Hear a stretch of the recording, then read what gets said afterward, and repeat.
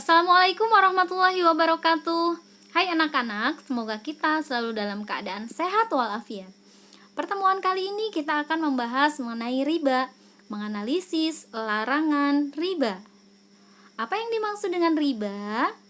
Mari kita bahas. Riba menurut bahasa artinya penambahan atau kelebihan.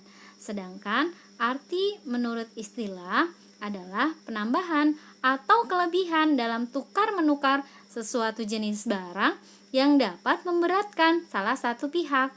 Sebagai contoh, seseorang meminjamkan uang kepada orang lain dengan syarat pada waktu mengembalikan dilebihkan dari nilai semula. Riba biasa juga disebut bunga uang. Bagaimana hukum riba?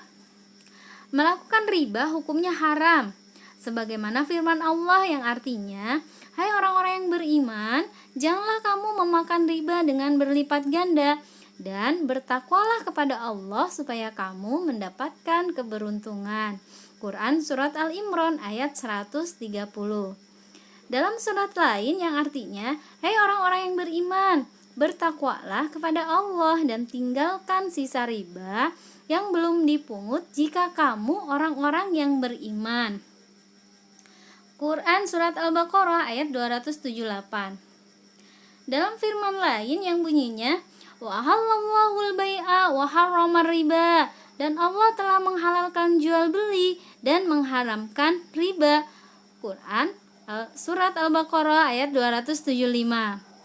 Allah Ta'ala berfirman di surat yang lain yang artinya, "Dan sesuatu riba atau tambahan yang kamu berikan agar dia menambah pada harta manusia, maka riba itu tidak menambah pada sisi Allah."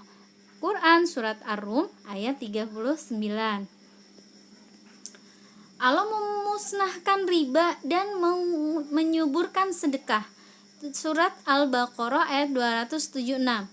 Oleh karena itu, jangan sampai kita mengikuti perilaku riba, melakukan riba, ya. Say no to riba.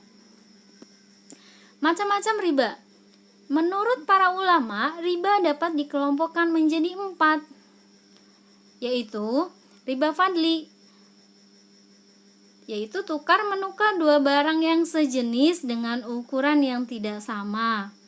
Misalnya, seorang menukarkan seekor kambing dengan kambing lain yang lebih besar. Kelebihan itu disebut riba fadli. Supaya tukar menukar seperti ini tidak termasuk riba, maka harus memenuhi 3 syarat, yaitu yang A, tukar menukar barang tersebut harus sama. Yang B, timbangan atau takarannya harus sama. Yang C, serah terima pada saat itu juga.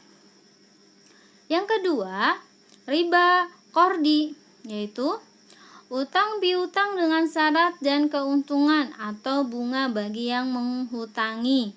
Misalnya, seseorang memberikan hutang 500.000 dengan syarat pada waktu mengembalikan harus dilebihkan, yaitu menjadi 550.000. Yang ketiga, riba yadi, yaitu berpisah dari tempat akad jual beli sebelum timbang terima. Misalnya, seseorang membeli barang setelah dibayar si penjual langsung pergi, padahal barang belum diketahui jumlah dan ukurannya oleh si pembeli itu. Yang keempat, riba nasi'ah, yaitu penukaran barang dengan barang lain yang pembayarannya disyaratkan lebih dengan cara melambatkan pengembalian. Misalnya, seorang meminjamkan cincin emas 10 gram. Pengembaliannya setahun mendatang menjadi 11 gram. Jika belum terbayar, maka tahun berikutnya menjadi 12 gram, dan seterusnya.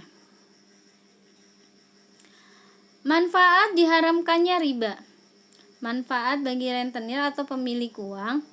Yang pertama, selamat dari siksa serakah, selamat dari sifat serakah atau tamak terhadap harta yang bukan haknya. Yang kedua, terhindar dari sikap hidup malas karena hanya mengharapkan bunga uang yang dipinjamkan. Yang ketiga, terhindar dari perbuatan aniaya karena memeras kaum yang lemah. Yang keempat, selamat dari ancaman Allah Subhanahu wa taala dan laknat Rasulullah Shallallahu alaihi wasallam. Yang B, manfaat bagi peminjam atau orang lemah. Yang pertama, selamat dari pemerasan yang dilakukan oleh rentenir. Yang kedua, selamat dari ancaman Allah dan laknat Rasulullah. Yang ketiga, memenuhi kebutuhan hidup dengan tenang. Yang C, kedua belah pihak antara rentenir dan peminjam dapat menjalin hubungan kasih sayang sehingga dapat menimbulkan sikap hidup gotong royong. Demikian penjelasan mengenai riba, semoga bermanfaat. Wa akhiran, wassalamualaikum warahmatullahi wabarakatuh.